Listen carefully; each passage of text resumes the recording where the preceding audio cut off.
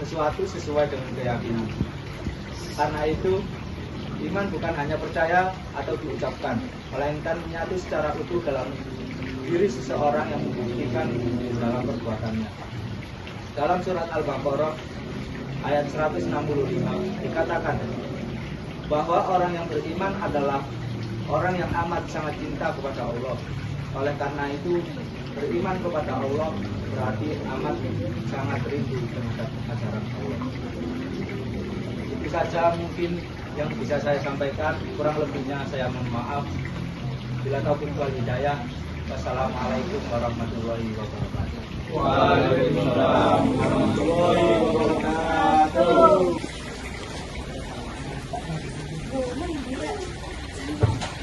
Baik, untuk jamaah sekalian, mari kita sambut yaitu Ustadz Panjang untuk menyampaikan materi yang selanjutnya. Alhamdulillah Muhammad. Karena tadi sudah dibuka oleh Al-Ustadz Al-Habib Rahim Witanto. Di sini saya meneruskan materi yaitu hakikat manusia menurut Islam. Di poin pertama yaitu konsep manusia dalam Al-Quran. Dalam Al-Quran istilah manusia ditemukan 3 kosakata yang berbeda dengan makna manusia.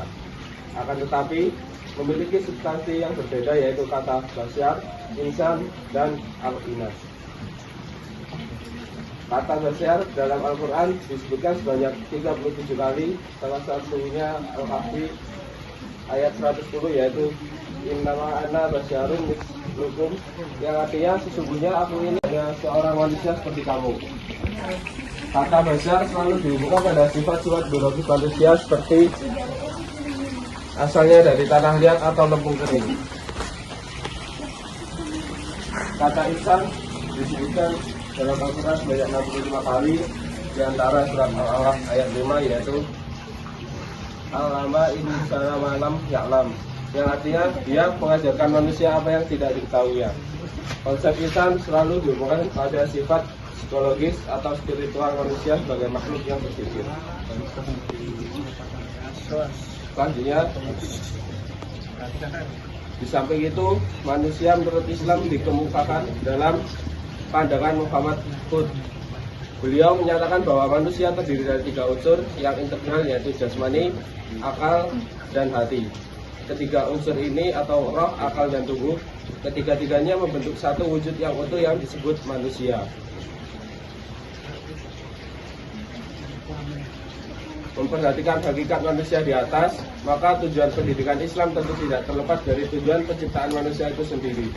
Tujuan pendidikan Islam dapat dirumuskan sebagai berikut. Menurut Abdul Fattah Jalal, tujuan umum pendidikan Islam ialah terwujudnya manusia sebagai hamba Allah. Ia mengatakan bahwa tujuan ini akan mewujudkan tujuan-tujuan khusus. Islam menghendaki agar manusia dididik supaya ia mampu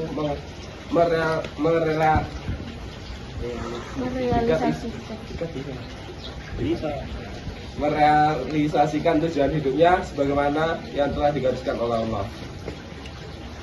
Aspek ibadah yang pertama ialah apa yang oleh fuqaha sebut sebagai ibadat, yaitu rukun Islam seperti yang disebut dalam hadis yang diriwayatkan baik dalam Bukhari maupun oleh Muslim yang berisi rukun Islam. Aspek ibadah merupakan kewajiban orang Islam untuk mempelajari agar ia dapat mengamalkan dengan cara yang benar. Yang kedua, eksistensi dan martabat manusia. Dibandingkan makhluk lainnya, manusia mempunyai kelebihan. Kelebihan itu membedakan manusia dengan makhluk lainnya. Kelebihan manusia adalah kemampuan untuk bergerak dalam ruang yang bagaimanapun, baik di darat, di laut, maupun di udara. Sedangkan binatang hanya mampu bergerak di ruang yang terbatas. Walaupun ada binatang yang bergerak di darat dan di laut, namun tetap saja mempunyai keterbatasan dan tidak bisa melampaui manusia.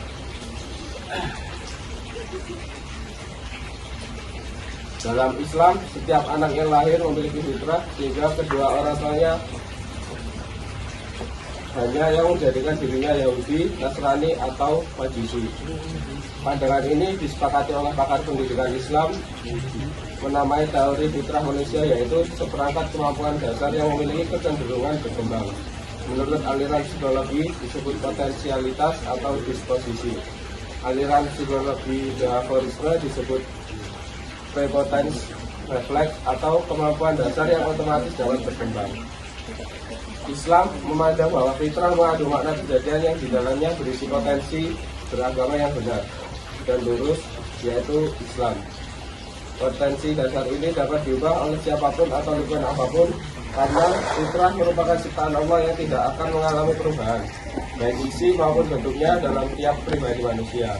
Berdasarkan interpretasi demikian, maka pendidikan Islam cenderung berpaham nativisme, yaitu suatu paham yang menyatakan bahwa perkembangan manusia dalam hidupnya secara mutlak ditentukan oleh potensi dasarnya. Mungkin dari materi saya cukup segitu. Sekian. Wassalamualaikum warahmatullahi wabarakatuh. Waalaikumsalam warahmatullahi wabarakatuh. Baik para jamaah sekalian, karena materi sudah disampaikan semua, mari kita akhiri dengan membaca doa dan alhamdulillah bersama-sama. Alhamdulillahirabbil alamin. Baik, terima kasih untuk Bapak Ustadz Rafif dan juga Bapak Ustadz Panjang yang telah hadir di tengah-tengah kami. Terima kasih. Saya akhiri.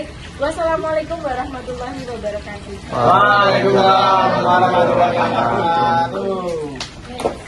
Bicara edit